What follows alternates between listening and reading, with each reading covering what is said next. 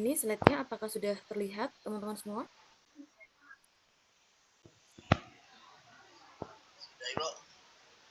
Sudah, Ibu.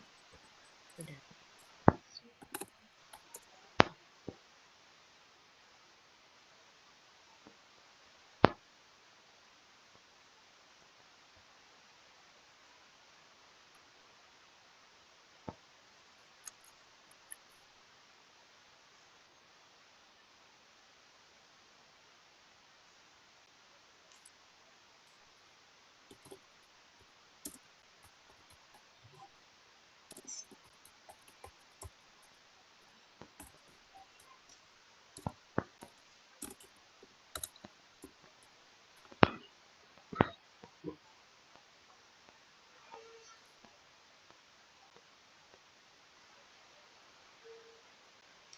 Baik, kemarin kita sudah sampai pada, ini saya sedikit mengulang lagi ya, terkait dengan teknologi bahan penyegar.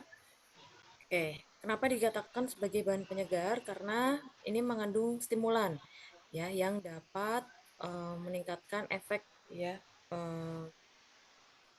penyegar pada tubuh manusia ya.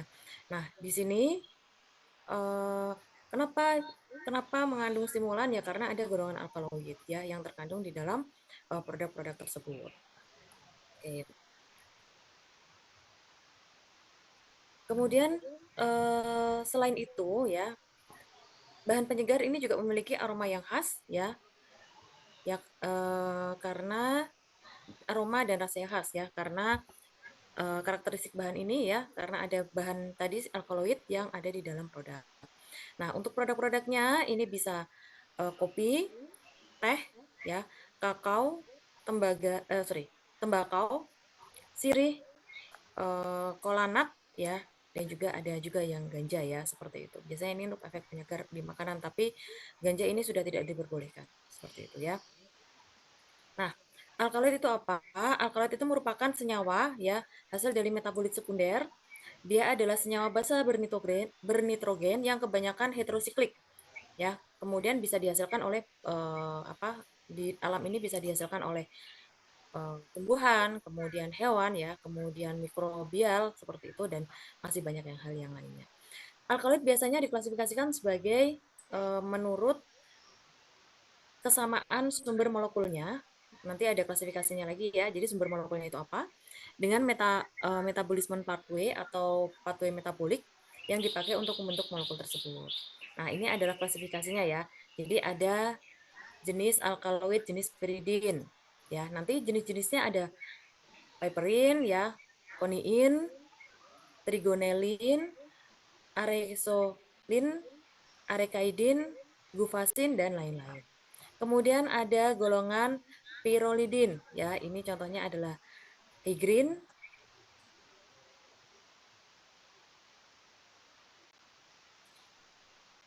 fuskohigrin, kemudian nikotin. Kemudian golongan tropan ada atropin, kokain, ekgonain dan lain-lain ya. Dan ada kemudian ada golongan quinolin ya, kemudian ada golongan isoquinolin, kemudian ada golongan fenantrena, kemudian ada golongan fenetilamin. Nah, kenapa diklasifikasikan sebagai ada piridin, ada pirolidin? Nah, ini tergantung dari prekursor prekursor asam amino yang turunan dari prekursor asam amino. Jadi alkaloid itu kan merupakan turunan dari asam amino ya. Nah, kemudian dari asam amino ini ya akan membentuk klasifikasi golongan alkaloid ini seperti itu ya. Nah, ini adalah golongan indola dan sebagainya ya. Nanti ini golongan purin. Nah, yang dibahas pada hari ini ya ini adalah teh, kopi dan kakao itu ada pada alkaloid golongan purin seperti itu. Oke. Alkaloid golongan purin ini yang utama ada tanaman pangan adalah kafein, teofilin dan juga teobromin ya. Memiliki struktur kimia seperti ini ya. Nah, di sini ada N ya. Ini adalah turunan dari protein gitu. Ya. Kemudian bisa ditemukan di mana saja ya, bisa ditemukan di biji kopi, kemudian daun teh, kemudian buah kola, guarana, yatemit ya, dan juga kakao. Nah, ini adalah komponen utamanya. Jadi ada N ya. Jadi kalau untuk biasanya golongan alkaloid ya, ini kan ada N, kemudian nanti N itu dia tangannya ada berapa, teman-teman?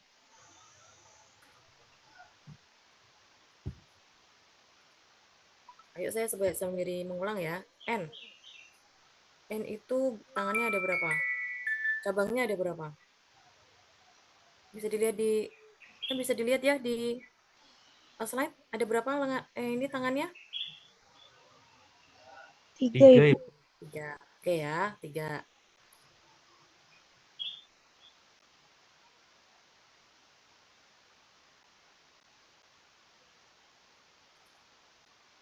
Oke, jadi asam amino itu kan nanti dia ya asam amino itu gugusnya apa saja? Oke, saya coba tanya ke teman-teman. Asam amino itu ada gugus apa saja di dalam asam amino?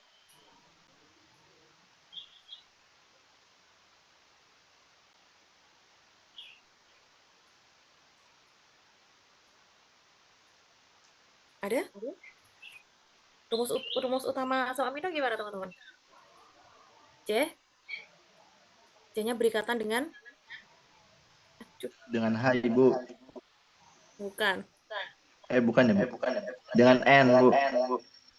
N, oke, di tangan satunya dengan N. Kemudian di tangan satunya dengan mungkin ini saya Dengan rantai samping, bukan, Bu? C. Kemudian di sini ini berikatan dengan apa? Di sini ada apa? Gugus apa di sini? Nah, oke, kemudian di sini ada N ya. Nah, di sini adalah gugus. Di sini ada N ya. Gugus amin Gugus ini amin. ya. Nah, yang satunya lagi dia ngikat apa? Karboksil, Ibu. Huruf C. Karboksil ya. Jadi di sini adalah karboksil ya. Karboksil itu C apa? C? COOH, Bu. COH betul. COOH. Kemudian di sini ada N. Mungkin di sini karena C itu tangannya 4 ya. Nah, di sini ada C, CH3 mungkin ya. Di sini ada H. Nah, kemudian N ini dia berikatan dengan N apa? Ini kan N tadi tangannya 3 ya. Harusnya ini berikatan dengan A2 bukan, Ibu? iya H2. Ya, H2. Jadi ini adalah rumus umum dari asam amino. Oke, saya coba iris dulu.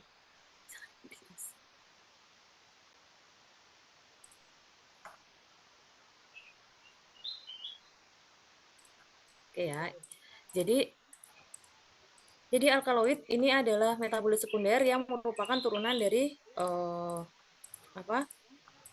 Asam amino ya. Makanya di sini ada gugus N yang ya yang ada di dalam alkaloid. Oke. Kemudian oke. Oke, saya mulai ke kafeina ya. Nah, kafeina ini lebih populer disebut dengan kafein. Ini adalah jenis alkaloid santin berbentuk kristal dan berasa pahit ya. Bekerja sebagai perangsang psikoaktif, kemudian diuretik. Jadi kadang-kadang bisa menyebabkan ini ya, bisa menyebabkan diuretik ringan. Ditandanya dengan apa? Biasanya kalau habis minum kopi itu sering buang air kecil seperti itu ya.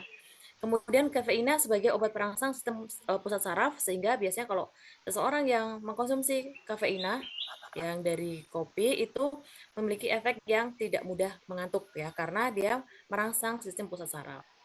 Kemudian dapat mengusir rasa kantuk secara sementara. Nah, ini adalah nama nama kimianya ya. Jadi strukturnya seperti ini ya. Di sini ada N, N-nya ada 4 ya. Kemudian ya masing-masing memiliki berikatan dengan ada yang berikatan dengan CH3, berikatan dengan di sini CH3 berikatan dengan CH3 seperti itu ya. Oke. Nah, ini adalah sifat dari kafeina. Kalau misalnya teman-teman nanti mengekstrak ya, penampilannya akan berbentuk bubuk putih dan juga tidak berbau. Kemudian densitasnya ya sekitar 1,2 gram per cm pangkat 3 dan bentuknya adalah padatan. Kemudian ini ada titik lelehnya yaitu ada berada pada 227 sampai 228 derajat Celcius.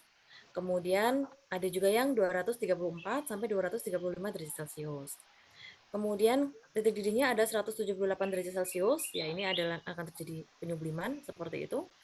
Kemudian kelarutan dalam airnya itu adalah sekitar ini ya, pada berbagai suhu. Kemudian untuk keasamannya antara 0,13 sampai 1,22 ya. Kemudian momen dipolnya adalah 3,64 D. Nah, ini adalah bubuk kafeina yang anhidrat dalam bentuk kering seperti ini. Kemudian yang kedua, yaitu teofilin. Ini sebagian besar ditemukan pada daun teh, alkaloid dari jenis daun teh. Kemudian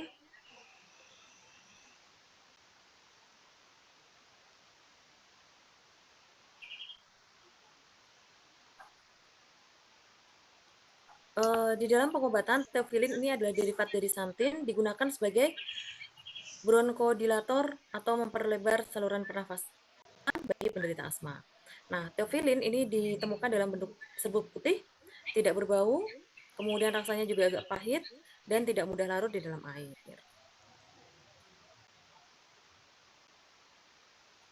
Oke. Nah, ini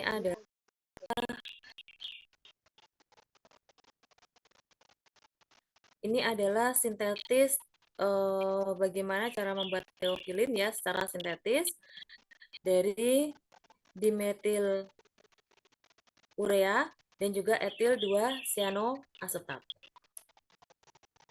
Kemudian ini ada teobromin. Nah, teobromin atau santeosa ini adalah zat kimia dari kelompok alkaloid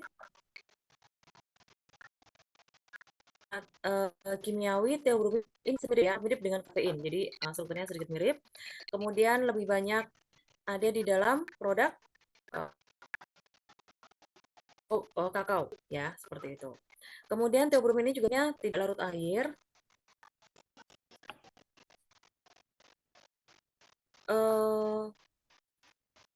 Bentuknya adalah kristalin ya, dan juga terasa pahit. Warnanya bisa disebut putih ya, ataupun tidak berwarna. Kemudian teobromin ini juga memiliki efek yang serupa dengan kafein, yaitu memiliki efek yang stimulus ya terhadap pusat saraf. Kemudian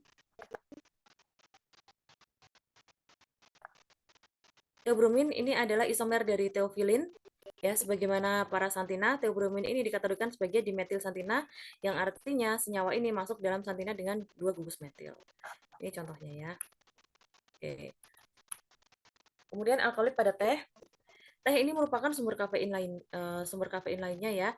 Kemudian alkaloid teh, walaupun teh mengandung kadar kafeinnya yang lebih tinggi daripada kopi, umumnya teh ini disajikan dalam kadar sajian yang jauh lebih rendah. Kandungan kafeinnya juga bervariasi dari jenis daun teh yang berbeda. Teh mengandung sejumlah kecil teobromin dan juga kadar teofilin yang sedikit lebih tinggi dibandingkan dengan kopi.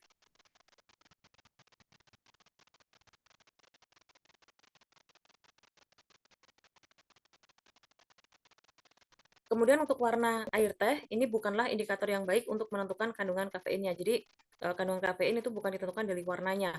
Semakin gelap, semakin tinggi kafeinnya, tidak. Ya, semakin misalnya sebagai contoh, jadi ada teh hijau yang memang asli ya, merupakan asli dari teh hijau itu penemunya pertama kali dari Jepang, Gyokuro, berwarna lebih pucat, mengandung jauh lebih banyak kafeinnya dibandingkan dengan teh lapsang Souchong yang berwarna lebih gelap. Ya, jadi memiliki efek teh hijau itu memiliki efek yang stimulus yang lebih tinggi dibandingkan dengan teh yang hitam yang berasal dari Cina.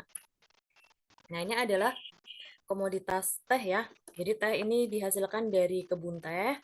Ini adalah kebunnya biasanya ada di daerah yang dataran tinggi dengan suhu yang dingin seperti itu ya. Nah, kemudian daun teh ini yang diambil adalah pucuknya. Pucuk yang paling baik itu adalah 3 pucuk yang paling atas ya, 3 pucuk yang paling muda gitu ya. Dan biasanya dipanen itu pada saat pagi hari, tidak pagi hari, jadi maksudnya adalah pada saat subuh seperti itu ya. Jadi sekitar sebelum matahari terbit ya, teh itu biasanya sudah dipanen. Gitu. Kenapa kira-kira? Kenapa kira-kira harus setelah sebelum matahari terbit atau biasanya di jam 3 sampai jam 5? Kira-kira kenapa? Ada yang tahu?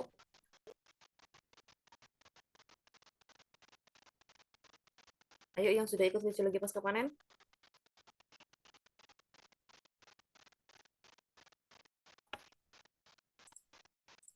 Tara,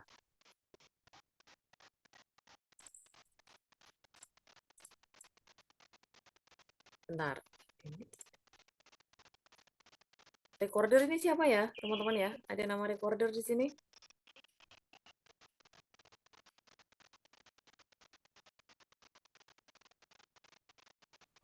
Itu saya Ibu, Nah, itu siapa? Jamal Ibu. Oke, Jamar pakai dua device. Iya Ibu udah kebiasaan kalau online begitu. Oke. Jadi ini ya, teh ini dipanen ya pada saat pagi hari, bukan pagi hari, sebelum subuh ya, seperti itu. Nah, kemudian setelah itu daun teh ini dikeringkan seperti ini ya. Biasanya dengan menggunakan fluidis bed dryer. Ini adalah atau juga bisa dengan bed dryer seperti ini ya. Kemudian nah, pemanasnya itu bukan dari alat yang ada di bawahnya, jadi bukan seperti cabinet dryer atau bukan seperti oven. Kalau oven itu kan pemanasnya, sorry, kalau cabinet dryer itu kan pemanasnya dari ini ya, dari ini apa platnya. Nah, tapi kalau di sini yang pemanasnya adalah dari udara kering yang dihembuskan. Jadi di sini ini ada blower ya. Di sini ada blower. Nah, blowernya itu nanti menghembuskan eh, udara panas ya, gitu kan, sehingga air itu air yang ada di dalam bahan ini menguap ya. Kenapa air bisa menguap ketika dihembuskan ya, kadar air yang ada di dalam bahan ini bisa menguap ketika dihembuskan udara tadi. Kenapa kira-kira? Ya, jadi dari produk yang basah kok bisa jadi kering gitu. Kenapa nih teman-teman? Apa yang terjadi? Tegar. Ini saya panggil yang tidak menyalakan ini ya, tidak menyalakan kamera. Gimana Tegar? Mengapa daun teh yang segar ya, ini dapat berubah menjadi kering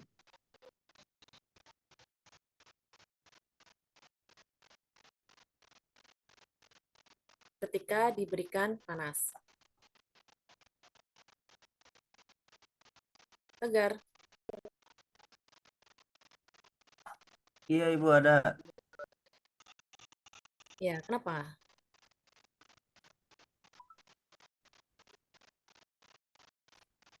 Di Karena mungkin dari udaranya sendiri juga Ibu, udara kering atau apa suasana kondisi udaranya mempercepat eh, untuk penguapan airnya Ibu. Kenapa kenapa udara itu mempercepat penguapan air? Prinsipnya bagaimana? Karena apa ya? Karena eh, kelembapannya diserap mungkin Ibu di kondisi ataupun di suasana suasana apa namanya? Suasana yang dianginkan angin-anginkan seperti itu Ibu. Apanya? Kelembapannya terserap. Iya, yang suasana yang kering dan panas itu Ibu. Hmm, oke. Kurang ya, masih kurang tepat. Mungkin Kaila bisa melengkapi? Kaila Dinia. Diniatul.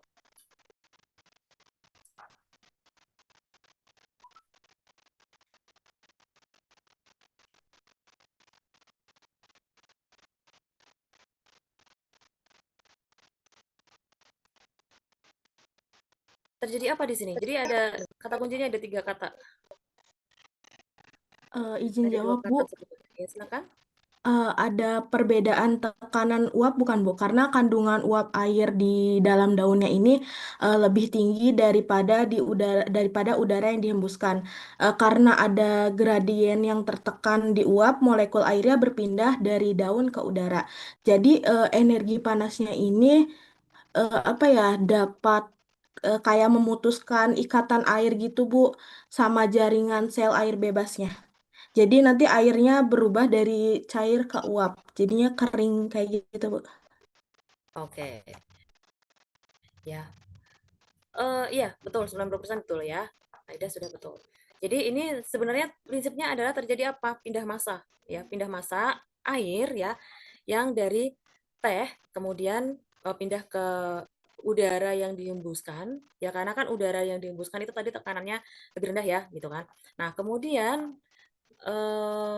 ketika terjadi apa ketika diberikan udara panas tadi, udara panas itu kan suhunya tinggi ya. Nah, ketika suhu tinggi ini dapat menguapkan ya dapat mengubah fase air yang ada di dalam teh ya berubah menjadi fase uap gitu ya. Jadi terjadi pindah massa tadi. Itu ya betul sekali. Nah, kemudian ini ya dari kebun kemudian diolah ya di apa namanya di fluid di bed dryer seperti ini ya. Jadi di hamparan seperti ini. Nah, kemudian setelah itu jadilah teh yang kering yang seperti kita konsumsi sekarang ini gitu ya. Mungkin nanti akan ada ditambahkan sortasi mungkin dalamnya karena kan untuk memisahkan ya. Jadi teh-teh yang memiliki daun yang masih utuh gitu kan. Itu nanti dipisahkan dengan yang sudah menjadi serbuk gitu ya.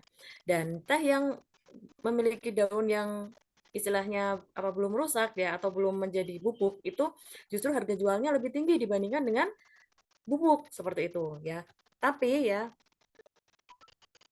dengan inovasi-inovasi ya akhirnya muncullah teh celup. Sebetulnya celup itu adalah ya sebenarnya teh celup itu adalah teh yang memang dihasilkan dari bubuk ya. Jadi grade yang diperoleh ya setelah sortasi daun teh yang masih utuh tadi gitu ya. Nah, akhirnya ditambahkan dengan apa namanya bahan ya, kemudian jadi teh celup seperti itu dengan bahan-bahan flavor seperti itu ya, jadi teh celup itu ya. Jadi harganya bagaimana? Justru harganya lebih tinggi ya. Nah gitu. Tapi itulah teknologi ya. Kemudian teh yang biasanya yang masih utuh tadi bagaimana? Ya teh itu nanti akan diekspor. Jadi rata-rata ada teh yang untuk diekspor ya, itu bentuknya masih ya tadi masih misalnya masih utuh seperti itu ya. Kemudian apakah ada batangnya? Tidak ada ya. Jadi murni murni daun seperti itu. Karena kalau batang itu terkadang ini ya tidak alkaloidnya justru akan lebih rendah seperti itu. Ya, nah kemudian menghasilkan produk-produk seperti apa? Nah ini ya, jadi ketika diseduh menghasilkan teh seperti ini. Teh pun juga ada berbagai jenis ya, ada teh teh hitam yang selama ini kita tahu, teh hijau ya, ada white tea ya, teh putih ya, kemudian teh yellow itu juga ada. Kemudian juga kita bisa ini ya, kita bisa olah menjadi tablet seperti ini. Ini adalah tea ya gitu. Ya, ini adalah jenis-jenis teh ya. Ini adalah white party, kemudian ini Japanese sencha green tea. Ini adalah Darjeeling tea, ini red tea ya. Kemudian ada Florence. Ini biasanya untuk black tea seperti itu ya. Kemudian di sini ada asam choice estate. Oke, ini jenis-jenis tehnya. Oke, kemudian saya masuk ke alkaloid pada kopi. Jadi sumber utama alkaloid pada kopi itu adalah dari kafeina. Kemudian kandungan kafein dari kopi ini juga bervariasi ya, tergantung pada jenis kopi dan metode pembuatan atau metode roasting kopinya. Metode roasting itu nanti menentukan tingkat kafein ya. Jadi ada nanti metode roasting itu juga ada banyak, nanti kita akan pelajari. Ada mild ya, kemudian ada dark seperti itu ya, dan suhunya bervariasi ya. Biasanya suhu yang digunakan itu antara 100 di atas 150 sampai ke 200. Ya ada.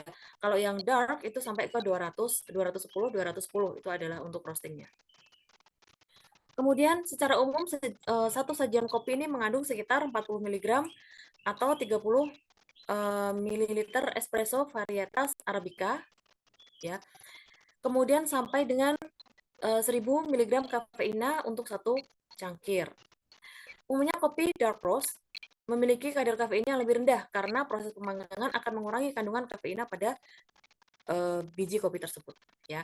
Jadi kalau yang dark karena suhunya lebih tinggi. Tadi kan kalau suhu yang lebih tinggi itu dapat merusak protein ya. Nah, makanya kafein itu kan juga termasuk turunan dari asam amino ya, sehingga pada suhu yang tinggi pun juga akan mempengaruhi proses kandungan kafein yang ada di dalam kopi.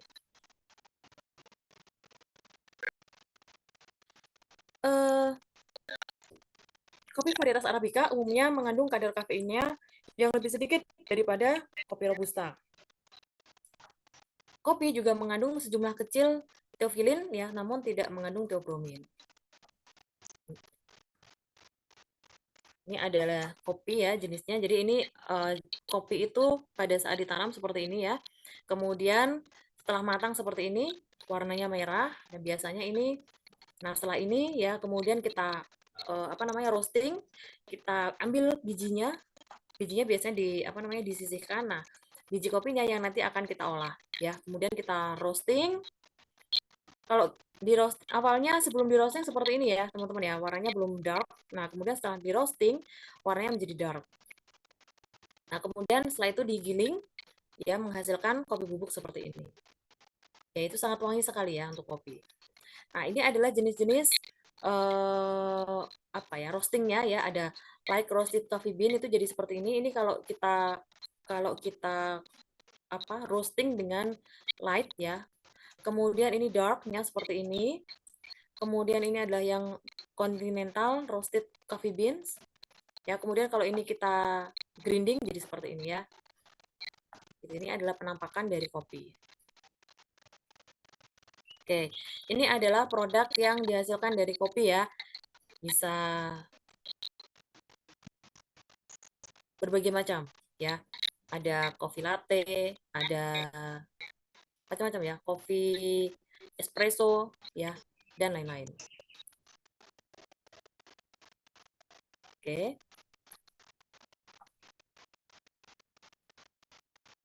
Ini adalah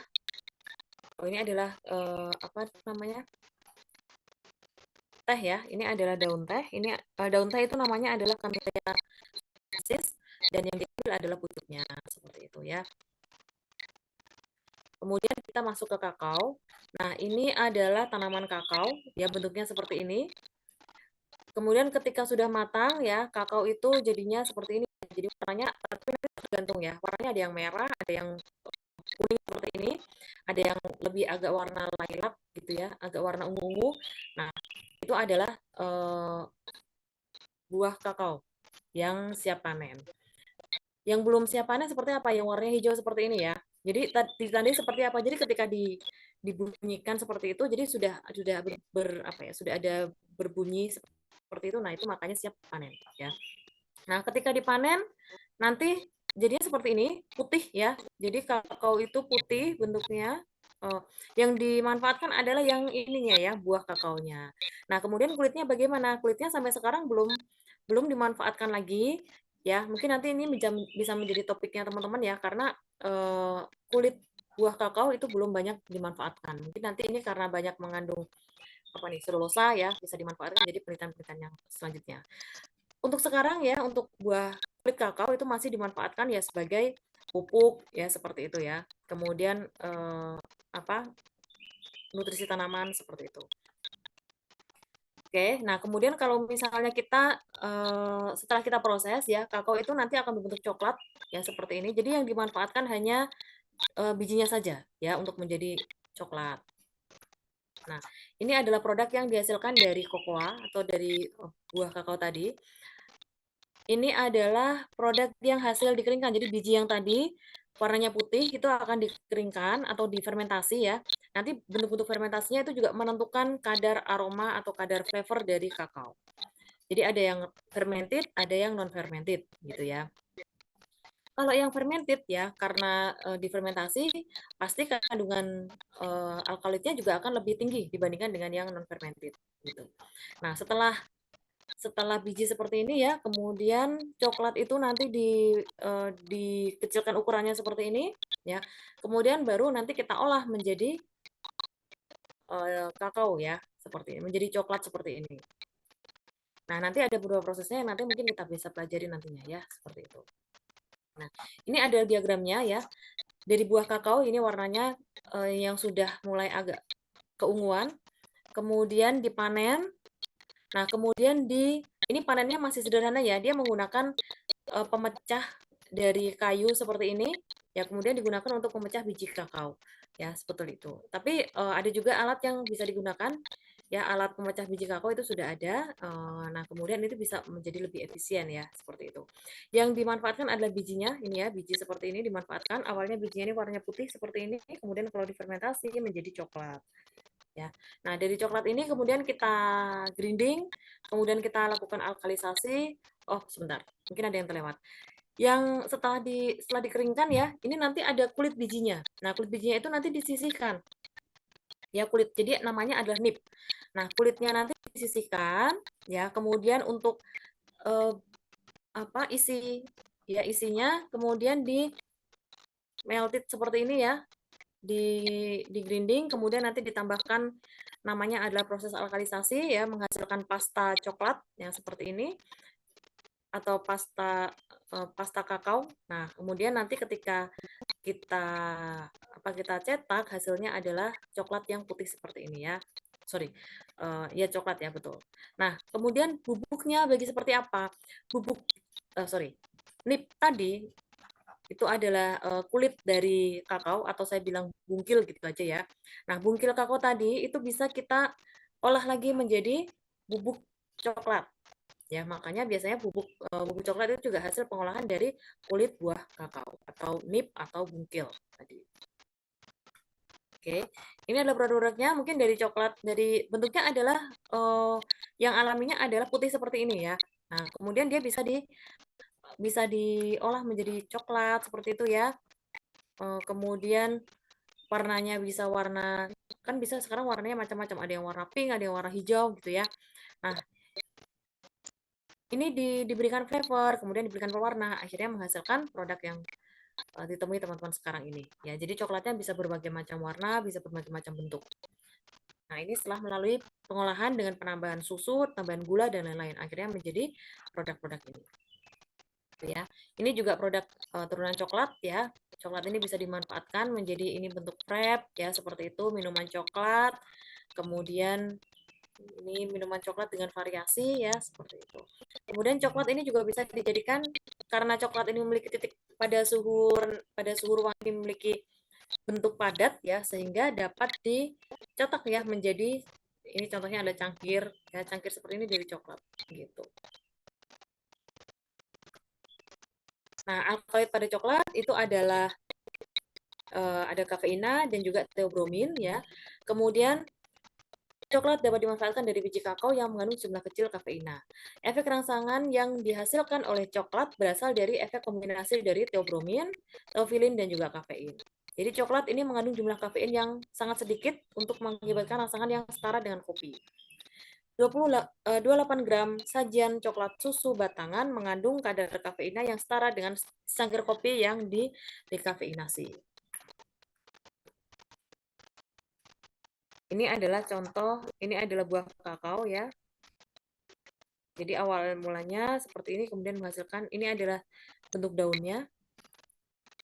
Ini kakaonya. Ya, tadi sebenarnya sudah saya ini ya. Oke. Kemudian ada bahan alkaloid lain ya yang terdapat pada selain kopi, selain teh, kemudian selain kakao ya. Jadi kafeina ini juga mengandung sejumlah minuman ringan seperti cola, ini mengandung alkaloid juga. Minuman ringan biasanya mengandung sekitar 10 sampai 50 mg kafein per sajian. Ya, didapatkan dari mana? Dari bahan cola tadi.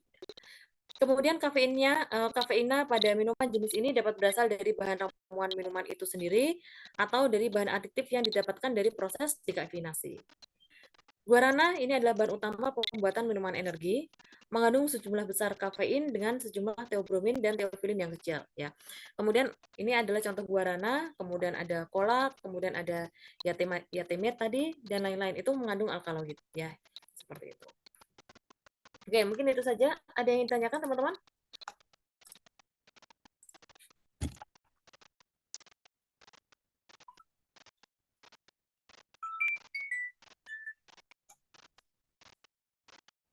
Oke, mungkin saya tambahkan lagi ya, cukup.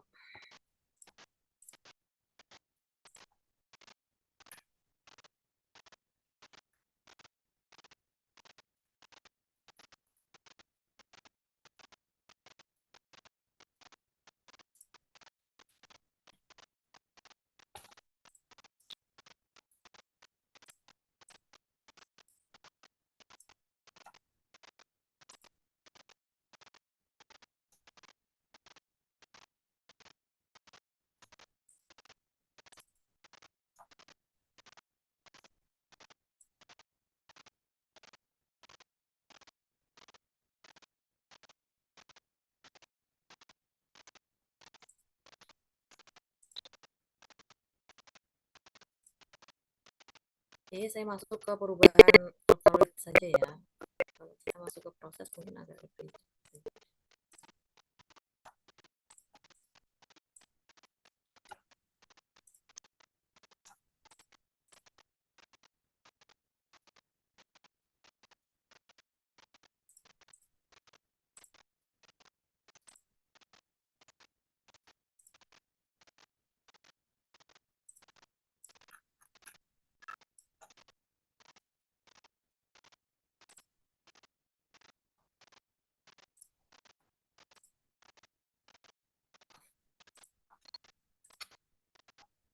Oke.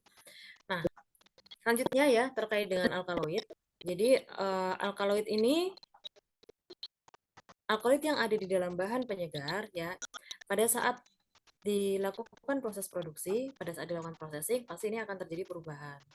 Ya, nah perubahan apa saja ini yang akan kita pelajari ya. Yang pertama dari proses fermentasi. Proses fermentasi itu ya proses bukan bukan fermentasi yang ada ini, bukan fermentasi yang ditambahkan inokulum seperti itu tidak ya, atau ditambahkan starter, jadi tidak seperti itu. Jadi yang dimasukkan dengan fermentasi di sini adalah ya proses proses pemeraman. Intinya sebenarnya proses pemeraman untuk menimbulkan rasa aroma pada bahan penyegar gitu ya. Nah, prosesnya biasanya dengan apa saja? Jadi bisa dengan berbagai perlakuan, misalnya ya, dengan dicelupkan pada air. Kemudian proses fermentasi alami juga bisa terjadi ya. Misalnya contohnya kopi luwak. Nah, fermentasi yang terjadi adalah dari fermentasi yang terdapat pada ini saluran pencernaan dari luwak ya. Seperti itu. Kemudian sekarang ada proses fermentasi dengan kelelawar. Ya, kelelawar itu juga termasuk yang sekarang yang sedang trennya gitu ya. Nah, fermentasinya terjadi dari di tubuh di tubuh dari kelelawar. Termasuk juga tadi luwak ya, itu rencananya terjadi di tubuh luwak seperti itu ya. Tapi juga apakah itu bisa dilakukan secara sintetis, fermentasinya itu juga bisa. Nah, itu yang menjadi penelitian-penelitian sekarang ya. Ini banyak sekali penelitian-penelitian yang mengarahkan bagaimana cara membuat kopi luwak yang mungkin mirip dengan kopi luwak ya, kopi luwak kemudian eh, apa namanya?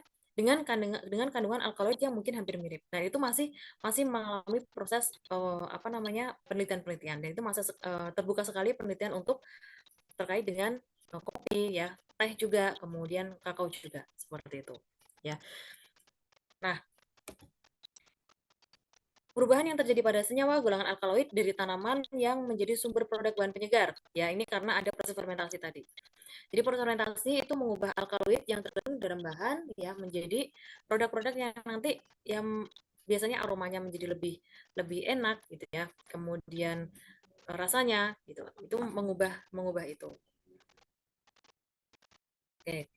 Alkaloid adalah senyawa organik yang terdapat di alam, bersifat basa atau alkali, dan sifat basa ini disebabkan karena adanya atom nitrogen pada molekul senyawa tersebut dan berupa struktur melingkar heterosiklik atau aromatik. Tadi sudah disebutkan ya. Jadi berupa terdapat senyawa nitrogen. Kemudian hampir semua alkaloid yang ditemukan di alam ini mempunyai keaktifan biologis tertentu. Ada yang beracun, tetapi ada pula yang berguna pada bidang medis. Alkaloid yang biasa ditemukan pada bagian tumbuhan ini bisa ada di biji, daun, ranting, ataupun kulit batang. Ini contoh-contoh senyawa untuk alkaloid untuk bidang farmakologi ya. Misalnya nikotin. Nikotin ini untuk stimulan pada syaraf otonom, jadi dimanfaatkan bidang farmakologi. Morfin ya untuk analgesik, tapi ini sesuai dengan resep dokter ya, sesuai dengan resep dokter. Ya pemanfaatannya ini harus sesuai dengan resep seperti itu ya. Kalau misalnya di luar itu bagaimana? Itu berarti ada penyalahgunaan. Jadi tidak boleh juga. Oke, kemudian ini ada beberapa contoh ya, misalnya kokain untuk analgesik, kemudian piperin untuk anti vedan atau bioinsektisida, quinine untuk obat malaria, vincristin untuk obat kanker dan lain-lain ya, saponin untuk antibakteri ya dan lain-lain. Ini merupakan senyawa metabolit sekunder dari tanaman tertentu atau haduri hewan atau dari mikrobial. Oke. Jadi selama fermentasi teh tadi itu adalah produk yang dibuat dari daun teh atau pucuk daun ya dari tanaman Camellia sinensis, mengalami proses pengolahan untuk menjadi produk. Nah, selain sebagai minuman yang menyegarkan, teh ini telah lama diyakini sebagai memiliki khasiat pada kesehatan tubuh. Ya, tapi ini nanti mungkin butuh penelitian lebih lanjut. Ya, perlu diuji cobakan pada in vivo in vitro seperti itu ya. Tapi banyak sekali penelitian-penelitian lebih ke arah sana. Misalnya untuk teh apa gitu kan, ada teh daun teh kulit manggis gitu ya. Kemudian dan berbagai macam, dan itu sudah memiliki sudah mulai dilakukan penelitian ya terkait dengan khasiat bagi kesehatan tubuh. Oke, ini tehnya seperti ini ya. Oke, varietas teh ini adalah yang pertama Camellia sinensis. Ini contohnya misalnya berdaun kecil, kemudian tumbuh dengan baik di daerah pegunungan dan berhawa dingin. Kemudian untuk yang kedua varietasnya adalah Camellia assamica. Ini berdaun lebih besar, kemudian tumbuh dengan baik di daerah beriklim tropis yang lembab seperti itu.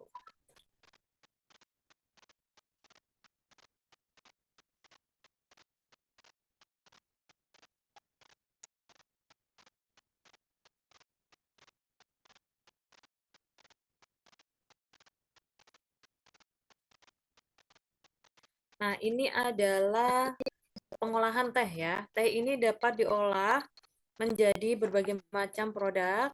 Ini ada pohon industrinya. Ada teh hijau atau green tea, ada black tea, ada oolong tea, kemudian ada ekstrak tea. Jadi ekstrak tea itu maksudnya adalah ekstrak dari daun-daun lain selain daun teh yang dimanfaatkan untuk menjadi ekstrak tea ya, seperti itu. Kemudian di sini ada kalau untuk teh hijau ya, ini ada daun teh hijau, kemudian ada teh bubuk. Begitu juga dengan teh hitam ya. Tapi ini ada beberapa jenis tehnya, ada beberapa jenis teh yang nanti variannya akan lebih banyak ya, jenis produknya seperti itu. Oke, ini sebagai contoh teman-teman ya, jadi ini adalah berbagai proses pengolahan yang akan menghasilkan produk ya seperti green tea, yellow tea, white tea, oolong tea, black tea. Bedanya di mana? Bedanya di proses produksinya. Oke.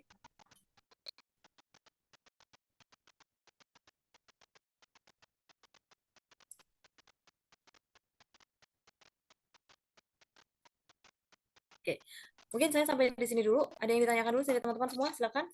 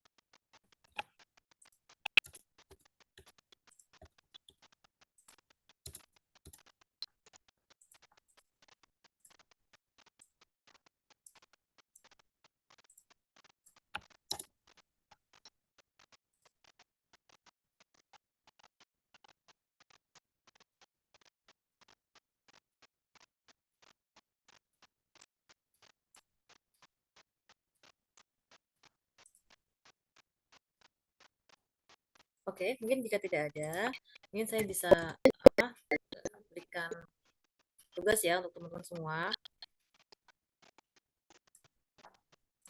Saya slideshow.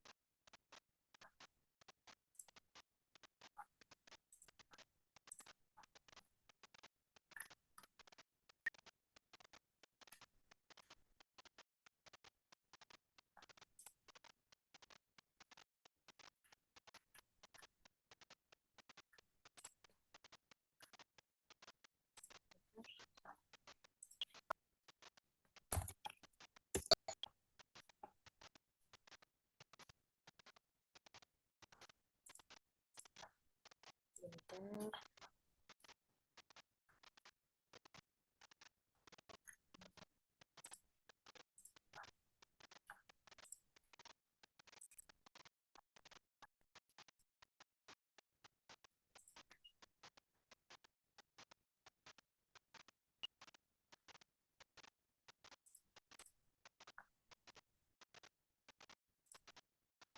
Oke, ini tugasnya ya.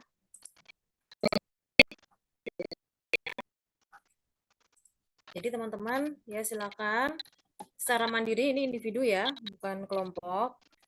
Sebetulnya saya kemarin sudah menjelaskan ya sedikit. Nah, saya minta teman-teman untuk membuat ringkasannya ya. Yang pertama adalah mengkaji karakteristik alkaloid pada 3 bahan, yaitu teh, kopi, dan kakao. Kemudian struktur kimianya seperti apa dan sifat fungsionalnya seperti apa untuk alkaloid. Kemudian menganalisis bagaimana cara proses mengekstraksi alkaloid tersebut. Gitu ya. Jadi ada beberapa cara proses ekstraksi bahan alkaloid, itu banyak sekali ya. Nah, cari literatur ya. Cari literatur bagaimana cara melakukan ekstraksi atau pengolahan bahan alkaloid tersebut. Gitu ya. Ini adalah tugas mandiri. Silakan dikerjakan, dikumpulkan di minggu depan ya. Nanti dalam bentuk Word saja, seperti teman-teman membuat laporan, ya. Kemudian dikumpulkan di G-Drive. Oh, nggak usah. Dikumpulkan di ini aja. Nanti saya buat Gform ya. Nanti teman-teman silakan kumpulkan di Gform saja. Gitu. Oke, dalam bentuk Word ya. Seperti itu. Jadi silakan dikaji secara mendalam ya. Pertama karakteristik alkaloidnya dulu, teh, kopi, dan kakao. Ya sudah saya jelaskan tadi. Tapi ada beberapa yang mungkin belum. Misalnya tadi golongan purin tadi turunan dari asam amino apa? Nah, itu kan harusnya teman-teman bisa tahu ya, gitu. Kemudian memahami struktur kimia seperti apa tadi sudah saya spill. Kemudian menganalisis proses ekstraksinya, ini yang belum ya. Jadi silakan dicari melalui jurnal-jurnal ya, bagaimana cara melakukan proses ekstraksi itu. Kemudian jangan lupa disebutkan daftar pustakanya dari mana, gitu ya.